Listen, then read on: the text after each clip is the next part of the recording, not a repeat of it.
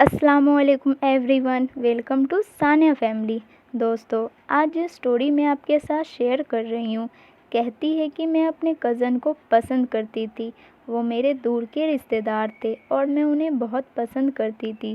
وہ بھی مجھے بہت پسند کرتے تھے۔ سامنے سے تو وہ یہی دکھاتے تھے وہ مجھے بہت پسند کرتے ہیں اور میرے علاوہ اس کا اس دنیا میں کوئی نہیں ہے، لیکن حقیقت کچھ اور تھی۔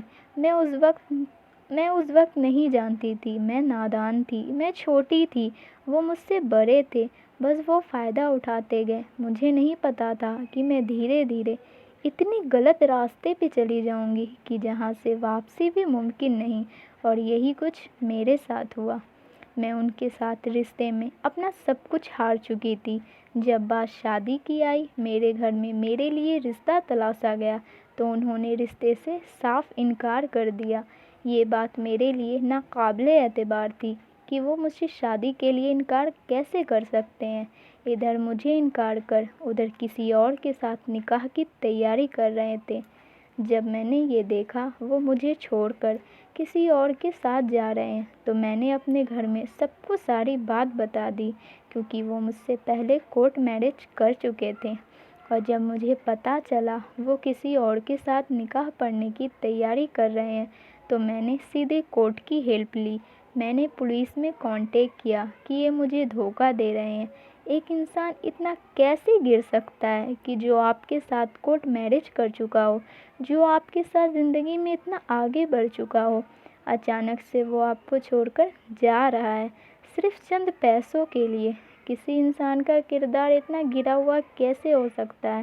لیکن کہتے ہیں نا، جس کے پاس پاور ہوتی ہے اسی کا سب کچھ ہوتا ہے۔ ان کے پاس پاور تھی، وہ پیسے والے لوگ تھے، اس لیے جیت بھی انہی کی ہوئی۔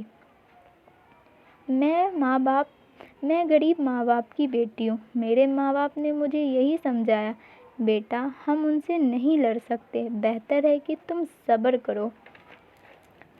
پیار میں صبر کرنا اتنا آسان نہیں ہوتا۔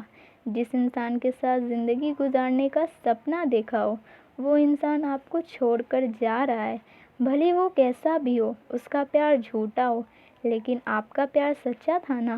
اور وہ مجھے چھوڑ کر جا رہا تھا، یہ سمجھ لیجئے میں ٹوٹ رہی تھی اس وقت۔ وہ مجھے توڑ کر جا رہا تھا۔ میں نے بہت کوشش کی اسے سبق سکھاؤں، لیکن میں خاموش رہی۔ میری آواز اس وقت بند ہو گئی۔ کہتے ہیں نا، اس وقت اللہ تعالیٰ سنتا ہے۔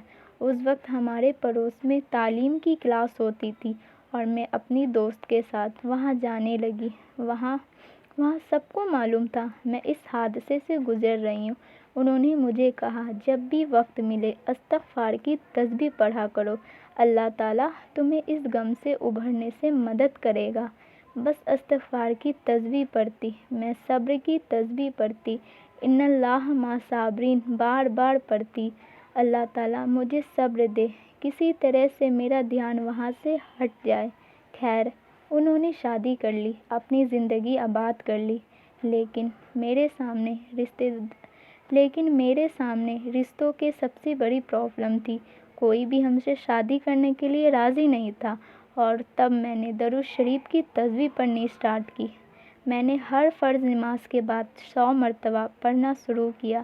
ویسے تو میں جب موقع ملتا تب پڑھتی، لیکن تعلیم میں جب بتایا گیا کہ درود شریف سب سے بہتر ہے، میں نے یہ دیکھا کہ درود شریف پڑھنے سے میری حالت دن پر دن بہتر ہونے لگی، تو میں نے درود شریف کو کثرت سے پڑھنا اسٹارٹ کیا۔ اور پھر اللہ تعالیٰ راستہ کھولنے والا ہے، اللہ تعالیٰ راستہ بنانے والا ہے۔ مجھے خود یقین نہیں ہوا کہ اتنی جلد میرے لیے رشتہ کیسے آ گیا، اور اسے کئی بہتر۔ اسے مجھ سے کوئی شکایت نہیں تھی۔ وہاں میری شادی کر دی گئی۔ شادی کے بعد کیا ہوتا ہے کہ وہ انسان جس نے مجھے دھوکہ دیا تھا، ان کی ہی بیوی نے ان پر کئی طرح کے کیس لگائے اور ان سے ڈیورس لے لیا۔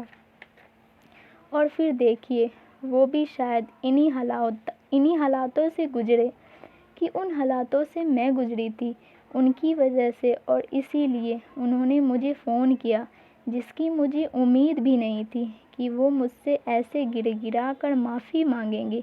وہ مجھ سے گر گرا کر معافی مانگ رہے تھے، وہ رو رہے تھے۔ میں نے اسے یہی کہا کہ میں تو آپ کو شکریہ کہنا چاہتی ہوں اور مجھے آپ سے کوئی شکایت نہیں ہے، کیونکہ آپ مجھ سے شادی کر لیتے تو شاید مجھے اتنا بہتر ہمسفر نہیں مل پاتا، اس لیے میں نے آپ کو معاف کیا، باقی اب مجھے دوبارہ کال مت کیجیے گا۔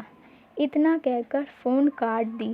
جب انسان سب سے ہار جاتا ہے، جب اسے کچھ سمجھ نہیں آتا، کچھ نظر نہیں آتا، تب اللہ تعالیٰ ہوتا ہے اس کی مدد کرنے کے لیے۔